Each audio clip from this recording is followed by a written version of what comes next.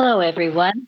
We welcome you to our Sunday morning roundtable discussion with the subject of Are Sin, Disease, and Death Real? We welcome you all. We are recording from the Plainfield Christian Science Church Independent in Plainfield, New Jersey, the United States of America. And thank you for joining us today. And we will begin with our morning prayer. Yes, I'm reading this morning briefly from Divinity Course in General Connectania and Science and Health, page 99 and then 390 and 475. Life understood spiritually is heaven here. Pray God to help you awake to the claims of error and awake to the truth that destroys them. Whenever error would try to make sin, sickness, disease, or death seem real, good overrules it, and it makes them more unreal to us. Good reverses every evil argument and effort and brings out the opposite good. Suffer no claim of sin or of sickness to grow upon the thought. Dismiss it with an abiding conviction that it is illegitimate, because you know that God is no more the author of sickness than he is of sin. Man is incapable of sin, sickness, and death. Mary Baker Eddy. Perfect. Thank you. Okay, Karen, our watching point. Watch number 121. Watch lest you go from fear to the fear of fear, to the point of being afraid of fear itself. This warning covers a strange phenomena that has arisen in Christian Science due to a misapprehension of the right way to handle fear. The scientific way is to expose the fact that you have nothing to fear and nothing to fear with, rather than to try to dispose of the fear, believing that if you do not, the fear may result in some unpleasant manifestation. All fear is based on the belief that man has an existence apart from God. Fear is not the result of something, but something is the result of fear. If one does not understand the deception connected with this mesmerism, he may become afraid of being afraid, even after he has sought to establish the fact that evil has no power and is nothing to fear. We must handle fear on the basis of God's ever-present care, as Elisha did in 2 Kings 6:16, when he declared, quote, "They that be with us are more than they that be with them," end quote. This realization opens the way for the next step, namely, to know as a scientific fact that you have nothing against you, since God is all. As you take the footsteps leading to the destruction of fear, it is necessary to watch lest you give fear power of itself, believing that if you once let it in, it can rob you of the infinite care of God. Sometimes it's helpful to declare, "Go ahead, mortal mind, and be just as afraid as you want to be, but you cannot touch me or rob me of God's protection and care, nor can you make me believe that I have been so robbed. I am not afraid. I do not believe God has made me capable of being frightened. I am man, and man cannot fear any more than God can." Thank you. Very important watching point. Comments on that? Well, I thought for a long time before coming here that fear, if I had any fear, was going to cause something to happen. And I'm so grateful that I understand that that's not true. But for a long time, I thought that was, I have to get rid of the fear or something awful is going to happen. And also that I'm understanding more of my unity with God. And as my practitioner was reminding me so many times, that that's where the fear arises if we think we're separated from God. So anyway, I love this watching point. It's been very helpful for me. Yes. Well, and wasn't it Winston Churchill who said, "There's nothing to fear but fear itself"? Is that? And I think that's FDR. Yeah, FDR. I'm sorry. Yes. One of them. So the idea of fearing, I mean, we all have moments when we're, fearful of something. But to be afraid of those moments is what's wrong. To accept those moments as something real, as something that's going to cause something, as you mentioned, that is what's wrong. I mean, there's nothing, you're not responsible for what comes to you. What you're responsible for is what you do about it. And if you have the allness of God, the gratitude to God in your heart, when something tries to make you fearful, you've got all the ammunition you need to say, no, thank you. Yeah. I'm not going to go there. I have God on my side. And then you have the dominion over it. That is your right, and that is your natural state.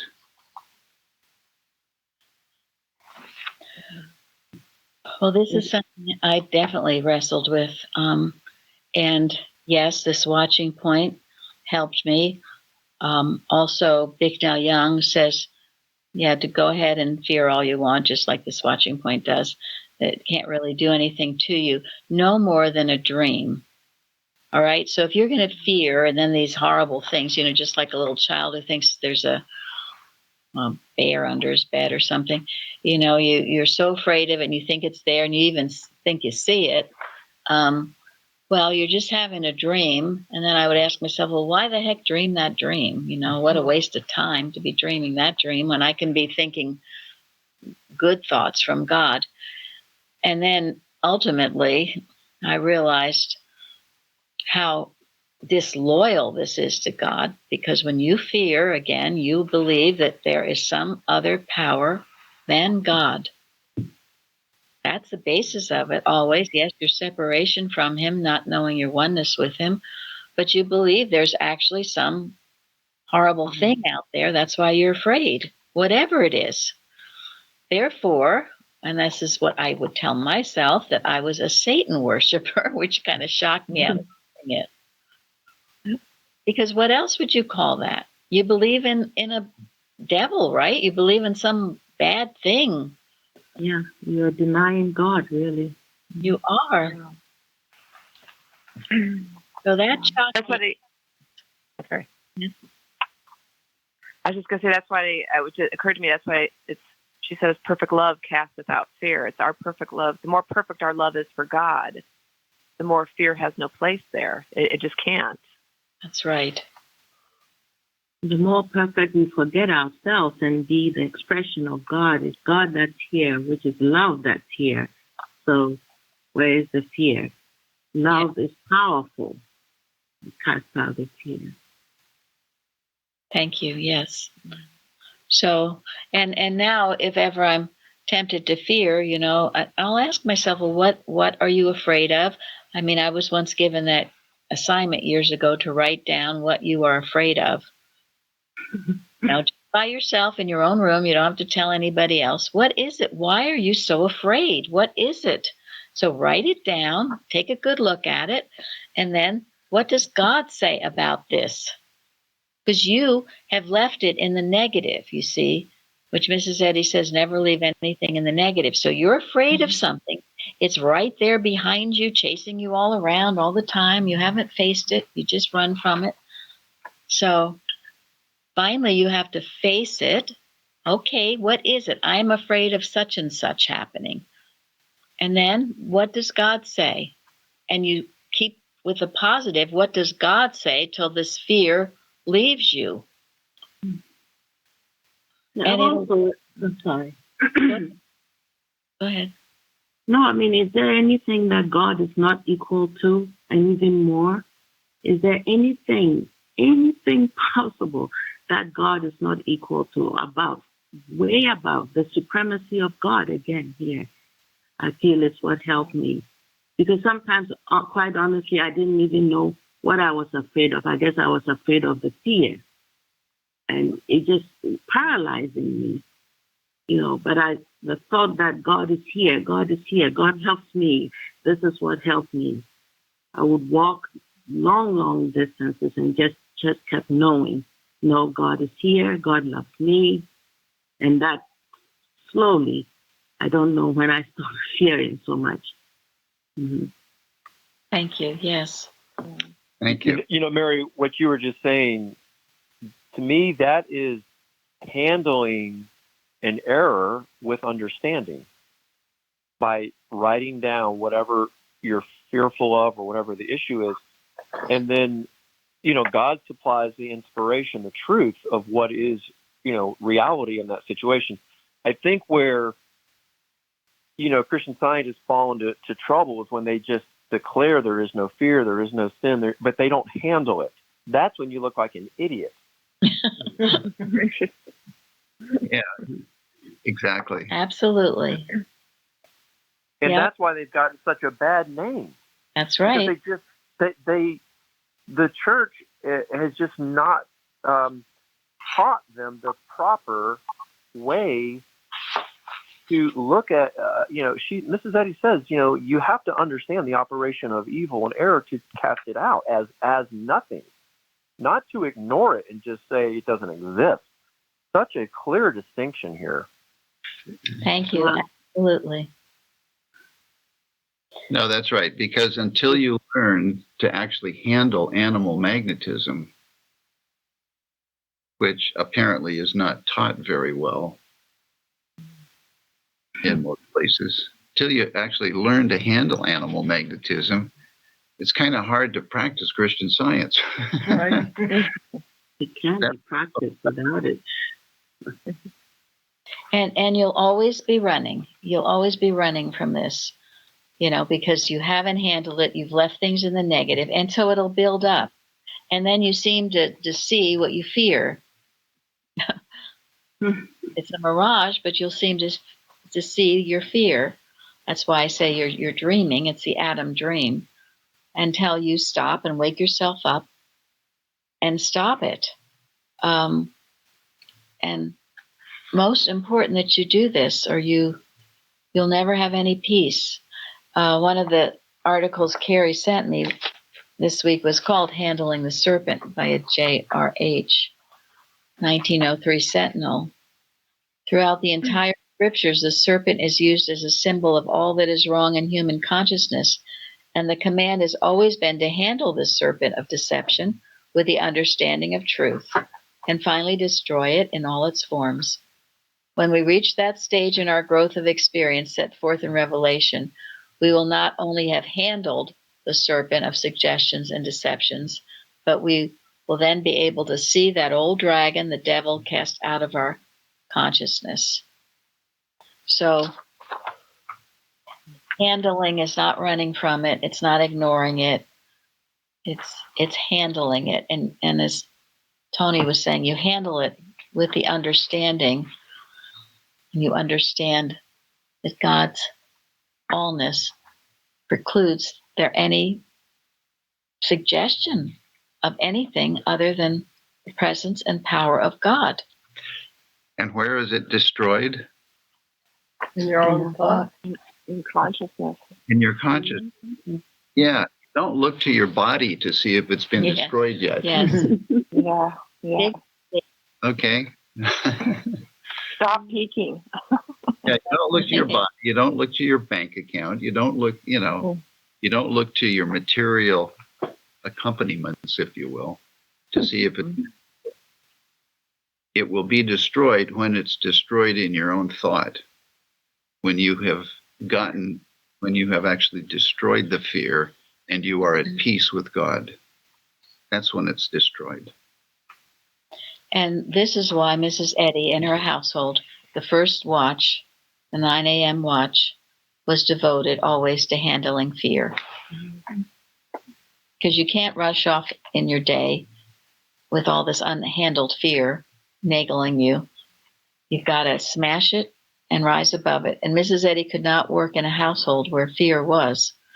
So all the workers had to clear it from their thought. And the only way to do it is with the allness of God, the scientific statement of being. There is nothing else. Nothing else. And as you handle it more normally and naturally as it comes up during the day, it won't grow on your consciousness. And finally, you're just on your back. Prostate on your back. I get out of bed because, oh my gosh, everything is awful. And I just can't deal with a thing. As soon as I put my foot down, that's it. That's it. So, well, I just wanted to say I love that thought that we have nothing to fear with. At least, there's statements like haste is animal magnetism and stuff. These are good things to remember. So if you start fearing, I'm already in the wrong place. Yes. Just stop. And rushing is an indication of fearing. You're rushing here, rushing there. That the stately goings of mind. Florence? It's really running away from what you're fearful of. It's rushing, doing something. Mm-hmm. Yes. You're not getting rid of it. Or people turn on the TV and get absorbed in that, or they go shopping all day, or they bury themselves in their work so they don't have to come home and face their wife or whatever it is. Or their husband. Or their husband or their children or their whatever it is that's upsetting them. Mm-hmm. Do that. Stop running. And that wonderful story I've told many times about the man who was being chased by the devil, was running. And finally the devil caught up with him, and the man said, "Oh no, what are you going to do to me? What are you going to do to me?" And his answer was, I don't know. This is your dream. I don't know. This is your dream. Okay. And so it is. So what is your dream? What are you dreaming? What are you afraid of? Get rid of it. Stop dreaming the dream. All right. Now, today I want to start. The subject is our sin, disease, and death real, but I want to start with Chardell's contribution that she sent to me. Oh, yeah. Actually, I started to think about this, and it didn't seem we didn't get to that part in the Bible study, but in Revelation, in chapter 22, 2 and 3, there's a citation about the healing of the nations. In the midst of the street of it, on either side of the river, was there the tree of life, which bare 12 manner of fruits, and yielded her fruit every month. And the leaves of the tree were for the healing of the nations. And there shall be no more curse, etc. And then in science and health, when it was showed up in science and health, I thought, I got to say something about this. May I read that part? Okay. It's 406, 1 to 6. The Bible contains the recipe for all healing. The leaves of the tree were for the healing of the nations. Sin and sickness are both healed by the same principle. The tree is typical of man's divine principle, which is equal to every emergency, offering full salvation from sin, sickness, and death. And then it's in Acts 17 also.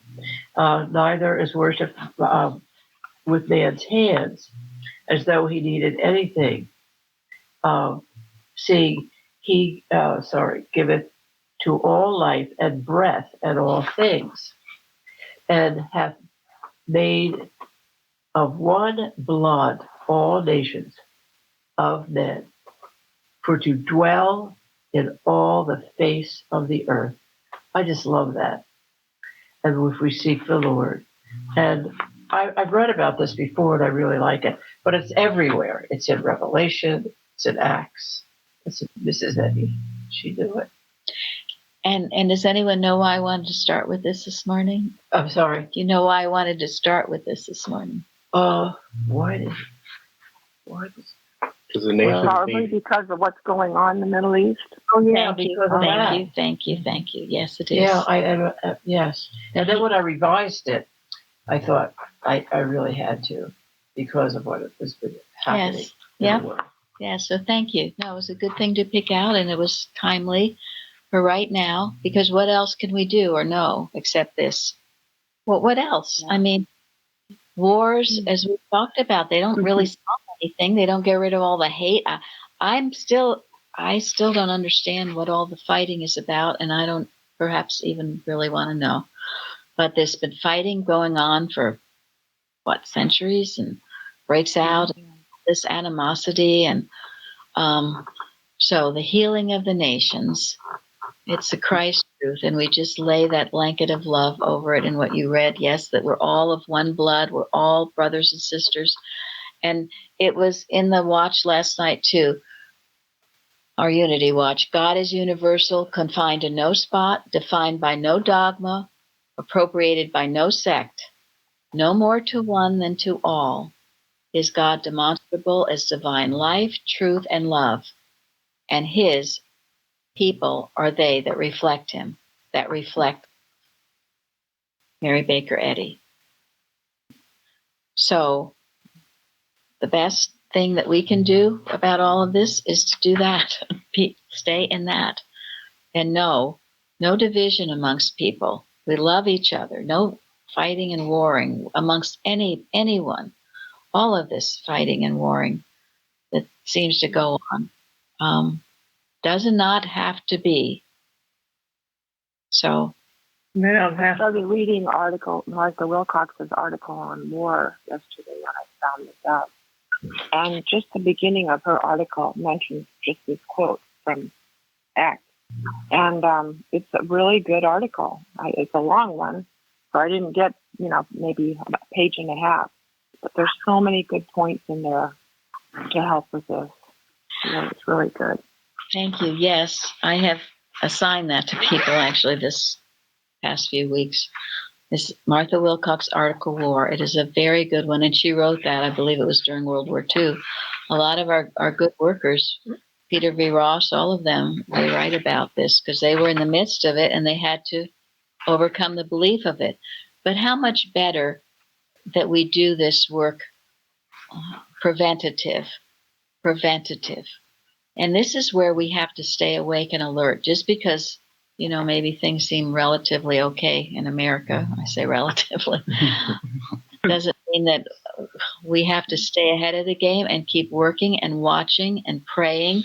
And when things come up, wherever they come up in the news, in your own thought, you don't leave it in the negative, you handle it, you know the truth about it. We'll never know all the things we prevented or forestalled. They keep saying, oh, this is supposed to happen, that's supposed to happen. Well, a lot of these things have not happened. And this is why we work, about the nameless nothing and all this stuff.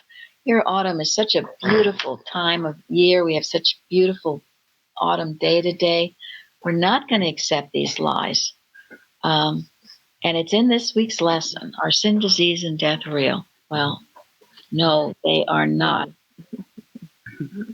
So, and we have a lot of great things to talk about still. So we will start. Nancy, you read the golden text, Nancy, in New Jersey, and what you wrote about salvation. Okay. Psalms 27. The Lord is my light and my salvation. Whom shall I fear? The Lord is the strength of my life. Of whom shall I be afraid? And Mrs. Eddy's beautiful definition of salvation in Science and Health. Life, truth, and love understood and demonstrated as supreme over all. Sin, sickness, and death destroyed.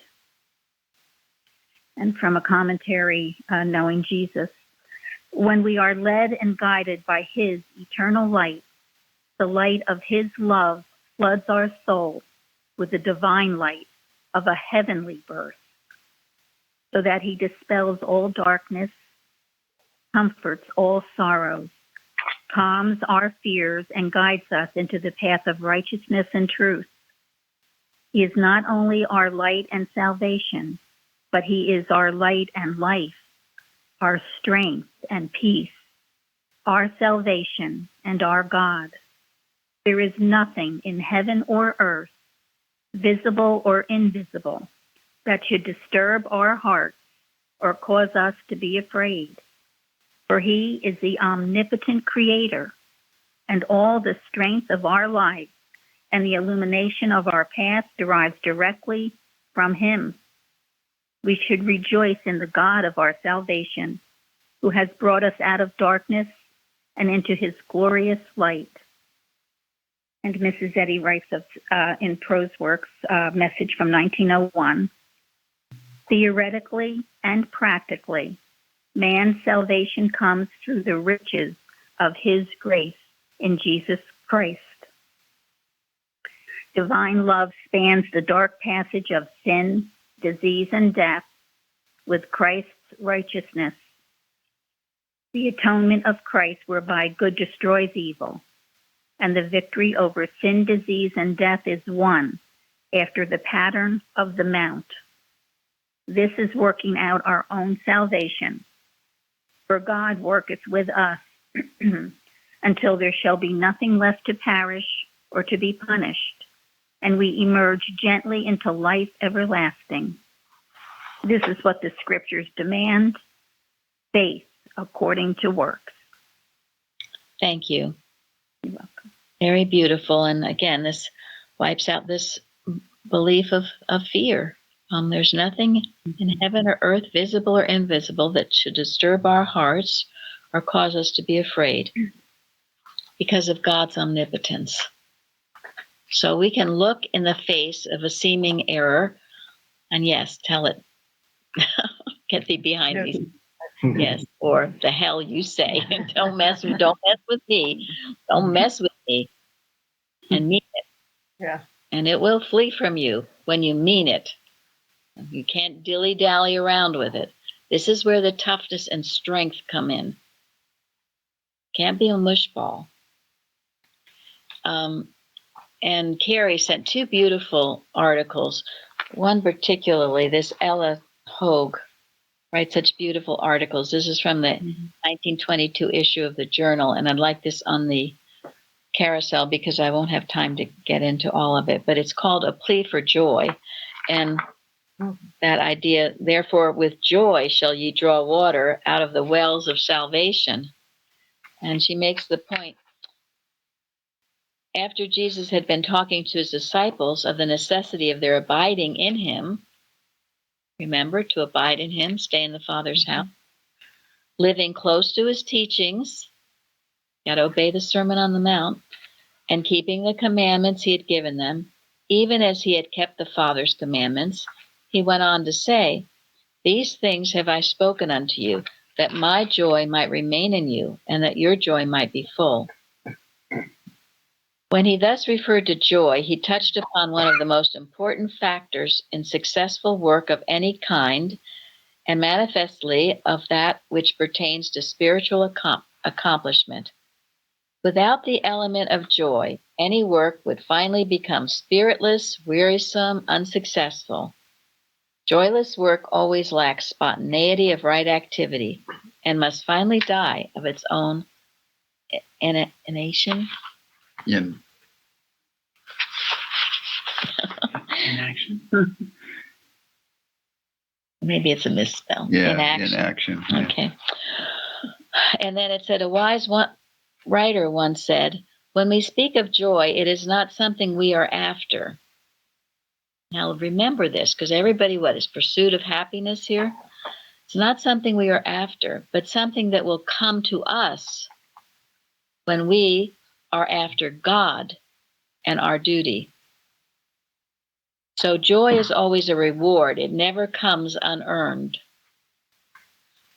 And with joy, just as when we get rid of fear, when you get joy, this is how healing comes. It's really hard to feel sick when you're happy. I mean, it's hard to feel loving when you're full of fear. That's why you have to ask yourself what's motivating yourself. Sometimes mothers, when they get so fearful for their children, they think it's love, but if it's fear, it's not love. It's got to really be the love of God, and that is without fear. So test yourself on these issues. And it's also why I always think the first watching point that Gilbert Carpenter wrote handles what? Joy. Yes. Joy. Says you can't do anything without your joy. First rise up. First rise up. If you're swimming under an icy lake, you can't just keep swimming under there. You got to rise up. So, and I think. Go ahead. I think Christ says the law of right feeling also addresses this, that no matter what, joy is always present because it's of God and it's for us to feel. Yes, So, it is. yeah. Thank you. And then while this is all true, joy at the same time must be cherished very diligently, or it will seem to fly away. It cannot abide within gratitude. So, people who tell me, oh, they're just out of sorts or they're depressed. Well, that did not just happen, folks. You let it go by your thinking, in ungrateful thinking, most usually. Like all spiritual qualities, it must be loved and appreciated, or one will not be aware of its presence. Joy is also a childlike quality. Who has not been charmed with the spontaneous joyfulness of little children? So, if you've lost your joy, you haven't been grateful for it, and you haven't nurtured it, and you've let it go. You've left things in the negative. You've been ultimately disobedient. You're thinking there's a power other than God. And all these things will make you feel not so great. Sin, disease. Okay. And then, like other spiritual good, joy's greatest enemy is selfishness. So when the devil comes to you and tries to persuade you to make a reality of something that is ungodlike, and that's all the devil can do. It can't actually make you do something. It can only persuade you to make a reality out of something that is wrong. So that's why you have to be in tune to what is right. You have to study the lesson each morning. You have to start out with an understanding, or at least a little bit of an understanding of who and what God is, and be grateful for what God has done for you. And if you have that in your thought, then when the devil comes to you and tries to persuade you to make a reality of something that is ungodlike, you'll be on guard and you won't let it happen. If you let it happen, it will take your joy, for sure. And when that happens, that should be a sign that you've let something in that isn't right.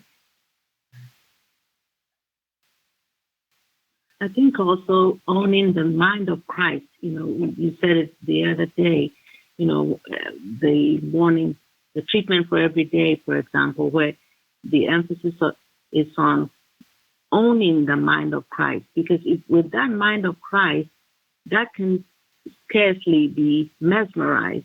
We are mesmerized because we are always in the wrong mind. So I think it's important practice to continually own this mind of Christ, which is, the divine mind. Thank you. Thank you. And that's why we start the day with God is mind, God is my mind, God is the only pure and perfect mind. Ultimately, there is no mind to be mesmerized. There's no mind to fear. There's nothing. If we get in that right mind, then you're impervious to all these suggestions. And it's wonderful. And in that mind is love and gratitude and all the divine qualities that are ours by divine right. And the last thing that this article brings out is that there's one place where we're not so quick to encourage the presence of joy when James tells us, my brethren, count it all joy when you fall into diverse temptations. And we talk about that a lot too. One of the best things that you can do when you're tempted or you're not feeling good, or is to claim your joy. I'm happy now. This isn't going to defeat me. Because where are you going to start? Everybody Right. waits till you feel better. Well, 6 months from now, maybe you will, maybe you won't. But if you get on it right away, you lifts will. your spirit, lifts your spirit. thought, and it makes you Yes. just a great feeling. That's why it's always good, to tell jokes or watch funny movies or. I always told my kids, because I did it myself, that if they're not feeling right or they're sad or what, go do something nice for somebody, and you'll feel great. You will. That's right. It works every time, because joy cannot exist by itself. It requires sharing it. So, what do you call a female hippie? A mistress.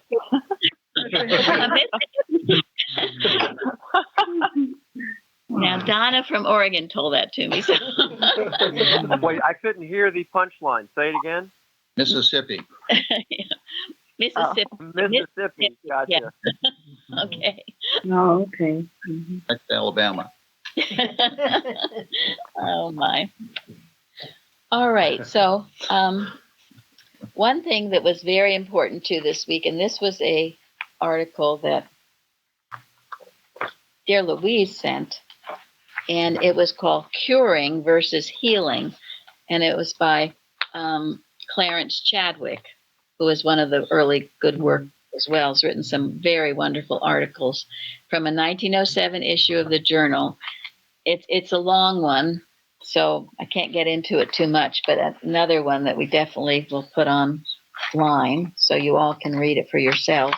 And she compared it to that other really, really good article, Healing as Practiced by Jesus by Samuel Greenwood. They're very similar.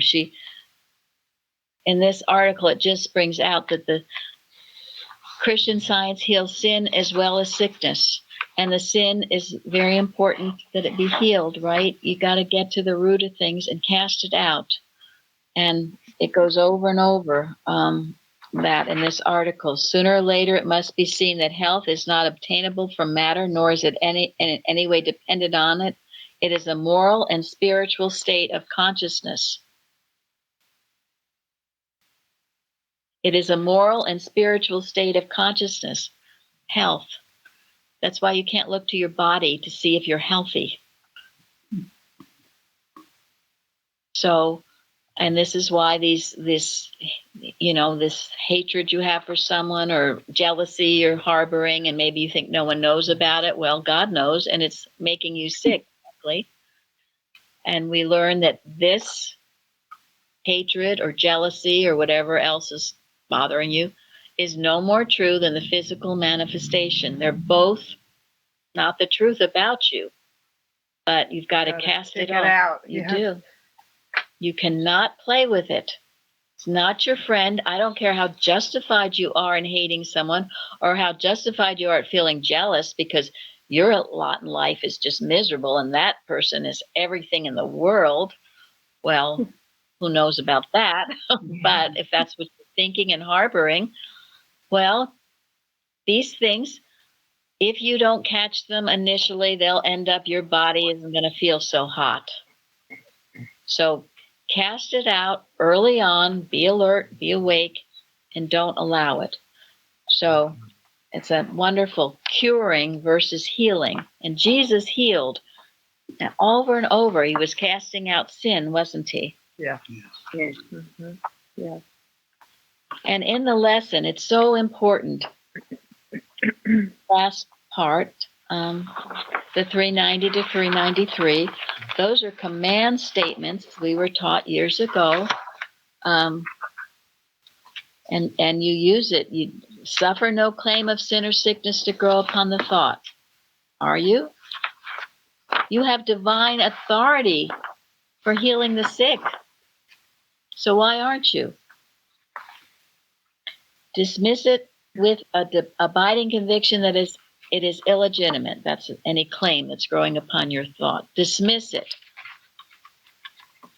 Instead of blind and calm submission to the incipient or advanced stages of disease, rise in rebellion against them.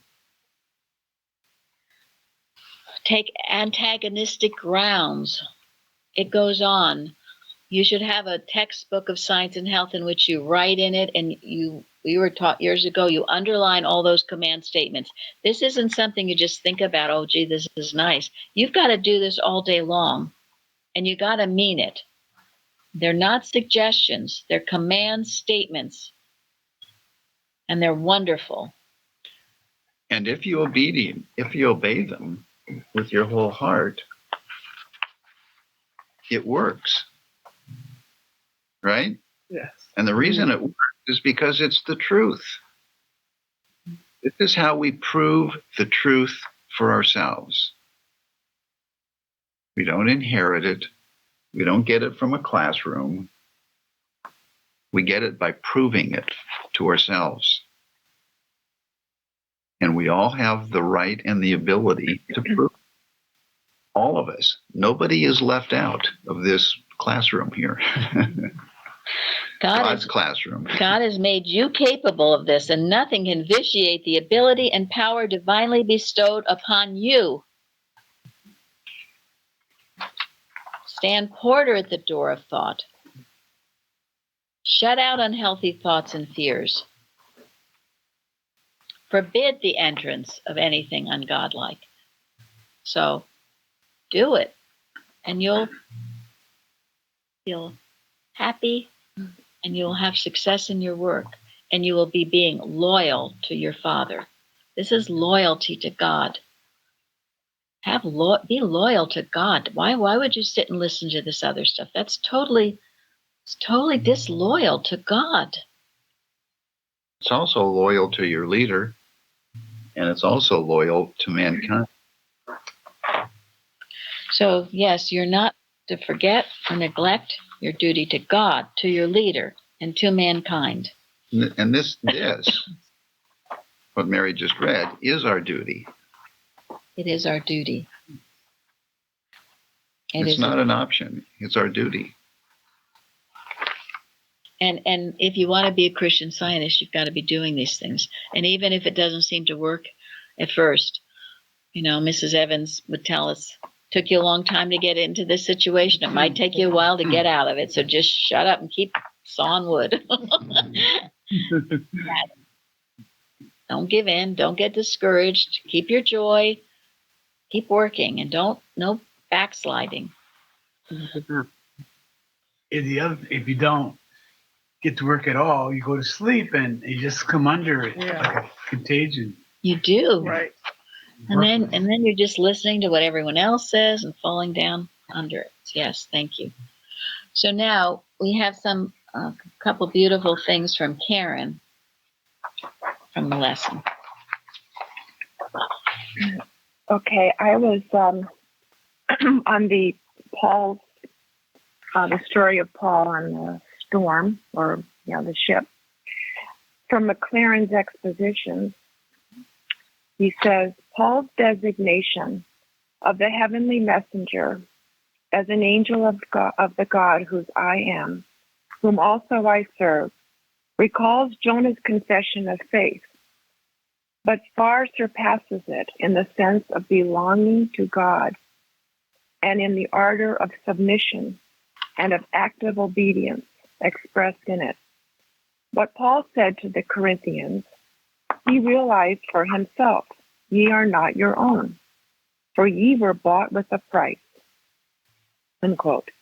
To recognize that we are God's, joyfully to yield ourselves to him, and with all the forces of our natures to serve him, is to bring his angel to our sides in every hour of tempest and peril, and to receive assurance that nothing shall by any means harm us. To yield ourselves to be God's is to make God ours. It was because Paul owned that he belonged to God and served him that the angel came to him, and he explains the vision to his hearers by his relation to God. excuse me, anything was possible rather than that his God should leave him unhelped at such an hour of need. And then because the 91st Psalm, parts of it were in our lesson, I love Bliss Nap. Oh, excuse me. Stop, because I want to talk about that. Okay. Thank you. Then I'll let you go ahead. Okay. I love that. That in this week's lesson, for there stood by me this night the angel of God, whose I am and whom I serve. Can you say that? You should be able to say that. And that is your loyalty, your steadfast loyalty to God. And that's why Paul overcame all these difficulties in this lesson this week. He's a man under authority.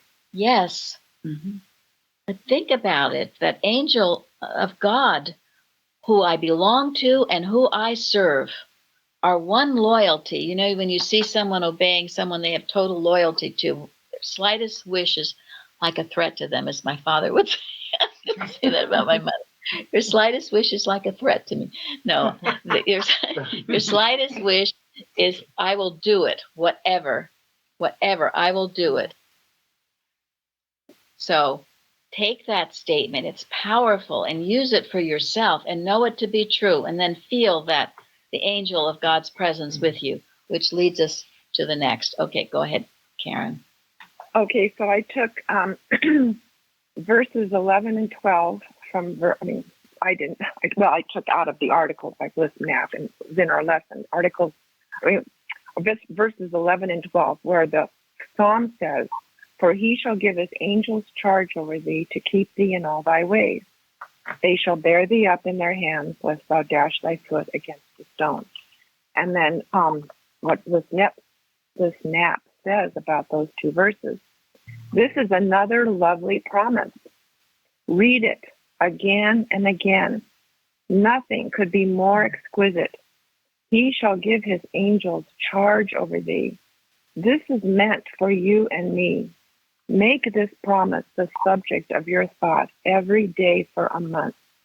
Think about it. Realize it. Charge over thee. Think of this promise. Charge over thee, and your entire life will be changed. You will be uplifted. You are in charge of angels and will be safe, guarded in all ways, health, food, clothing, all the necessities of life, kept from fear of all kind, danger of all kind, a wonderful promise, a thought to keep one smiling, happy, well, strong, vital, young, day in and day out for the rest of your life. And then the last three. Wait. Oh. Okay, yeah, go ahead. Yeah, just see how wonderful that is. That is amazing. Dear Bliss Knapp, and this article is on our website, and Karen has recorded it in audio. But that to me, these are the best citations she chose from them, because it's powerful. Powerful to dwell on these things. Dwell on these things. Don't be thinking of all the things you're afraid of. Good grief. Dwell on this, what God is doing for you. This is how to keep yourself all those ways happy, healthy, all that you need. Okay, go ahead, Karen. Okay, and then the last three verses that are in our lesson. Because he hath set his love upon me, therefore will I deliver him. I will set him on high because he hath known my name. He shall call upon me, and I will answer him. I will be with him in trouble. I will deliver him and honor him. With long life will I satisfy him and show him my salvation. And then Bliss Knapp says, this is a definite statement that you are to be delivered from your difficulty. And because you have set your love upon God and he upon you, no harm of any kind can molest you. I will deliver him. Why? Because he has set his love upon me. Demonstrate and prove this in your life. Decline out of loyalty to God to accept anything less for yourself. Then he will come to your aid. Thus we see that when we have, through prayer, attained a real appreciation of the allness of God, our trouble disappears. There we are. That is so beautiful. And those last 3 verses, I've been assigning those lately too. They were in a watch recently. And I love that. Decline out of loyalty to God to accept anything less for yourself. Then he will come to your aid. So your loyalty to God. So Era starts whispering, I'm not listening to you. Why the heck should I listen to you? You've never done anything good for me. I'm listening to God. Get back to your wonderful statements of truth. 390 to 393, the 91st Psalm. So thank you, Karen. That was beautiful. All right. Now we'll end with something beautiful as well. This is from an article in the 1902 Sentinel entitled Rejoice Always by Lillian. Also from Carrie. Go ahead. From Lillian Butterfield, sent to us by Carrie. She writes, the scriptures admonish us over and over again to rejoice always. And as scientists, we have found the practical value of a joyful spirit. We have found that as we overcome our own errors of doubt and anxiety, we are able to rejoice. Not simply to rejoice over the destruction of one particular error, but to have a joyful heart, a spirit of thankfulness. David says, enter into his gates with thanksgiving and into his courts with praise. These are the gates of heaven and the courts of the holy city, the abiding place of God. And it is only as we have the spirit of praise and thanksgiving that we are able to enter. In proportion as we rejoice and give thanks, are the gates opened, the heavenly kingdom revealed to us. The courts become our home, and we are at rest in infinite love. Isaiah says, with joy shall ye draw water out of the wells of salvation. How blind and perverse have we been, our eyes closed to the beauties that were ours for the taking. What joy!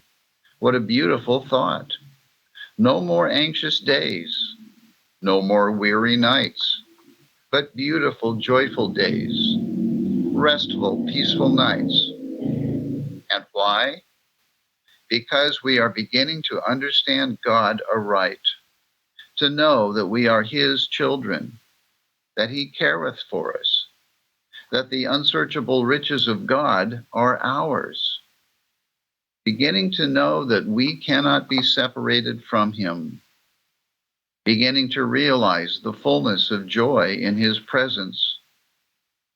With joy are we drawing water from the wells of salvation, with thanksgiving entering his gates, and with praise his courts.